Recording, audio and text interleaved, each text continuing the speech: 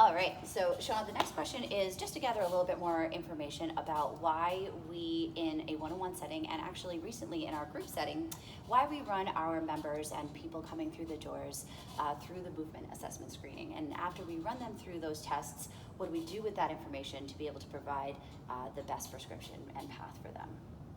Yeah, it's a great question. And the big premise, or what really happens is we run the body through 8 tests. And those tests are joint by joint. So when somebody comes in, we have no idea their history, how their range of motion is, how their bodies operate. So these tests give us the information of an individual's range of motion joint by joint. And when we do those tests, we then can understand if an individual, it gives us the blueprint of how they're going to be able to perform a movement, if so at all, or if there's going to be eventual discomfort or disruptions down the line if they're missing range or shortened range of motion. So at the big umbrella here is to keep individuals safe. Somebody comes in, we have no idea what they've done if they're 35 years old. We have no idea what that 35 previous years of existence is like, and now they're coming in here and they want to get fit and they want to do these things. Great. Well, I need to first understand your body and how it moves and how it operates. And from there, we can develop the map. If somebody is full range and they're clear, their body is good to go in terms of all aspects, great. Like now we can start to develop the blueprint of what is that goal that you have, strength, weight loss, fitness, etc.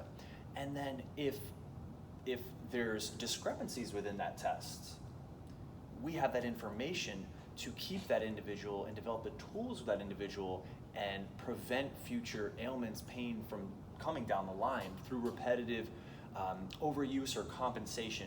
And I guess like the easiest way maybe to understand this through a video would be, an example would be one of our tests is, the verbal diarrhea is the standing lumbopelvic test, which is like, what does that even mean? We'll just call it the reach the floor test, okay?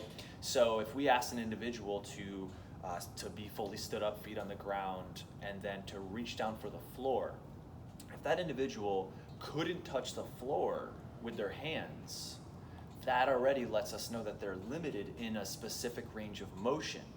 And if that individual in a fitness setting is going to be picking up barbells off the ground or dumbbells or whatever that may have you, we would want to be mindful of how many times they do that, and if it's a workout that has more repetitions, and we're going to want to correct and work to fix that so this individual doesn't eventually run into pain. And the 8 assessments, from your ankles all the way to your shoulders, give us that information, and we continually check in on our individuals, where they're at. And it's honestly the first thing that we do when somebody comes to us, because we want to understand the human being and how their body operates first, because everybody's different, right? Do you have anything to add to that? Honestly, that just really covers it. And I think what's cool about that too is that the individual learns a little bit more about themselves, and then it just opens up a dialogue of asking questions. Something like that is, I wonder, what can I do to maybe increase the range of mobility to come to the floor, or something with the wrist. Like, I wonder, I never knew that my wrist doesn't have full range of motion. So again, it just gives knowledge for us, but then also the individual coming in. Yeah, and maybe this is an important point to hammer home. The first thing on the coach's mind is safety with it, whether that's working one-on-one or in a class environment. Safety is the first thing we're always scanning and looking for.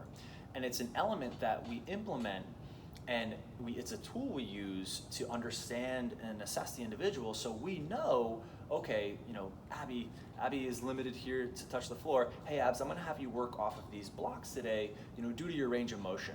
And should Abby want to work to correct that and fix that, of course we have those tools to do that too, but she isn't run into issues where we pull off the floor in that workout and all of a sudden on my back, or she picks up her kids at home and her body's not feeling good. So we use it as a way